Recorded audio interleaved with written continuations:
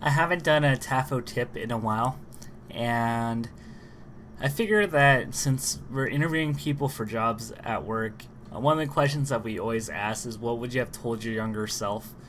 And it was something that I have been reflecting on today.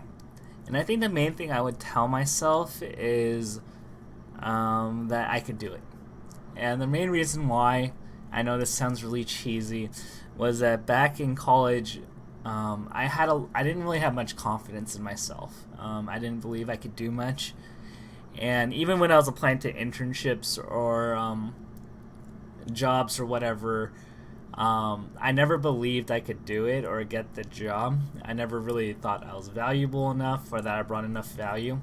And I always try to find ways to eliminate myself from applying to an internship before I even did anything. I'd find reasons to just give up and say oh, I'm not qualified, and there's no way I can do this, or I don't have that skill. And I never really bothered to network with people because early on in my life, because I didn't really believe that I brought value, or that I brought anything to the table of a network.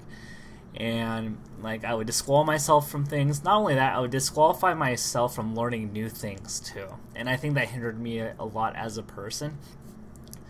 And I think that's something that we all, not all, but I think some of us deal with, is the sense of imposter syndrome, where we believe that everybody is doing well because of what's projected on social media, because you only see people's high points, but you don't see their weaknesses, you don't see their family issues, you don't see their personal issues. So meanwhile, everybody looks good, but you yourself, you're wallowing because you know yourself better than anybody else, and you see my life doesn't quite match up to everyone else, so therefore I'm inferior in some sort of way.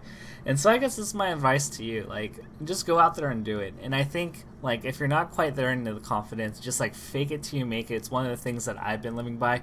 And when I take on tasks for ESPN, or, take on new things, I may not know, how to fully do something right away, but I know that I'm capable of learning to get to that point. So pretty much, if there's a practical advice here, is if you're applying to a job or you're doing something, let the other person reject you before you reject yourself, and try to carry out and learn as much as you can and accomplish things and stretch yourself out too. I know it's a little scary to go beyond what you're used to or what you're comfortable with, but as people, this is how we grow. It's by stretching ourselves beyond what we think we are capable of, and taking that leap of faith to expand ourselves to the necessary bandwidth that we need to go into. And you'll realize, hey, you can do it. Sometimes you fail, sometimes you fall, and that's perfectly fine. If you fall, you get back up and you realize that everything's okay. So I hope this encourages somebody. I know that this is May, this is finals time. Maybe you're still looking for a job somewhere. Maybe that melee tech isn't quite looking as well as it should. But, keep going at it.